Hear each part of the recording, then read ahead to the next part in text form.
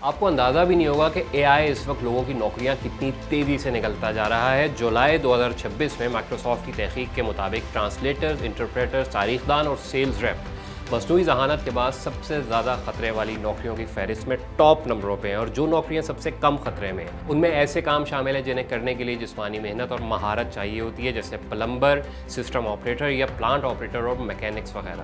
تو وہ نوکریاں جو مائکروسافٹ کے مطابق اب خطرے میں ہیں ان پہ ایک نظر کرتے ہیں۔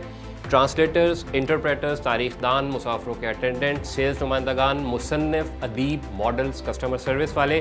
ٹیلی phone operators, ticket agents, travel clerks, نشریاتی اینکرز، ریڈیو ڈی جیز، دفاتر کے کلرک، زرعی اور گھریلو انتظامی تعلیم دینے والے اساتذہ، ٹیلی مارکیٹرز، سیاسی تجزیہ کار، رپورٹرز، صحافی، ریاضی دان، پروف ریڈرز، ایڈیٹرز، بزنس پڑھانے والے اساتذہ، پبلک ریلیشن ماہرین، advertising sale agents, accounting clerks, data scientist, personal financial advisors, archivist, university level پر اکنامکس کے اساتذہ، ویب ڈیولپرز، ماہرین ارضیات، market research analyst, switchboard operators اور یونیورسٹیوں میں لائبریری سائنس کے اساتذہ۔